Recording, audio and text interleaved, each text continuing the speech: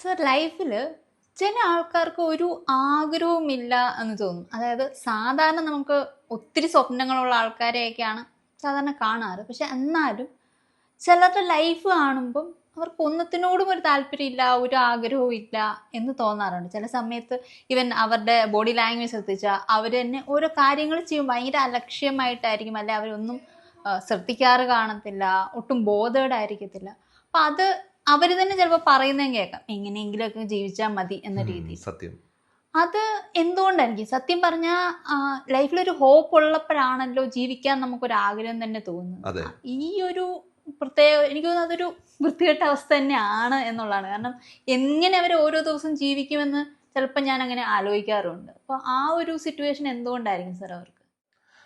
ചില ആൾക്കാർ ജന്മന തന്നെ മോട്ടിവേറ്റഡ് ആണ്. ചില ആൾക്കാർ നമ്മൾ ഉന്തി കൊടുത്താലേ മോട്ടിവേറ്റഡ് ആവുള്ളൂ.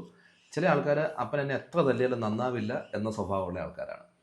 ഇത് ജന്മവുമായിട്ട് ബന്ധപ്പെട്ട കുറേ കാര്യങ്ങൾ. പക്ഷേ ഈ ചോദിച്ച ചോദ്യത്തിൻ്റെ മറ്റു ചില ഏരിയാസ് നമ്മൾ ടച്ച് ചെയ്യുമ്പോൾ, അതായത് ഡിപ്രഷനുള്ള ആൾക്കാർക്ക് ഒരു ഹോപ്പും ഉണ്ടാവില്ല. ഡിപ്രഷൻ്റെ പ്രധാനപ്പെട്ട ലക്ഷണങ്ങളൊന്നെന്ന് പറയുന്ന ഇതാണ്. അപ്പോൾ ഈ ജന്മന തന്നെയുള്ളൊരു പ്രത്യേകതയാണോ ഇത്, അതെയോ ഡിപ്രഷൻ്റേതായിട്ടുള്ള ഇഷ്യൂസ് കൊണ്ടാണോ, അതെയോ മോട്ടിവേഷണൽ ഹോർമോൺസിൻ്റെ അളവ് കുറയുന്നതിൻ്റെ പേരിലാണ് ഈ പ്രശ്നം ഉണ്ടാകുന്നതെന്ന് നമ്മൾ നോക്കണം.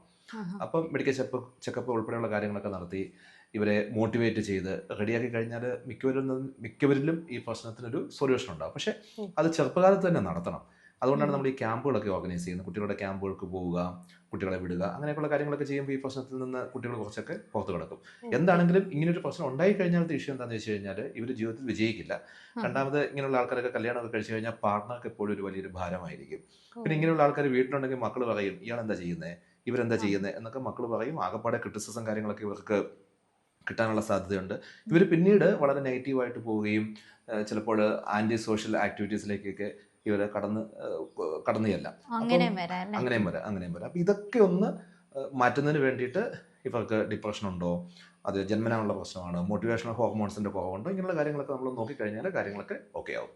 ഓക്കെ, ഇത് ഡിഫറൻഷിയേറ്റ് ചെയ്യേണ്ട ഒരു കാര്യം തന്നെയാണ്. അതെ.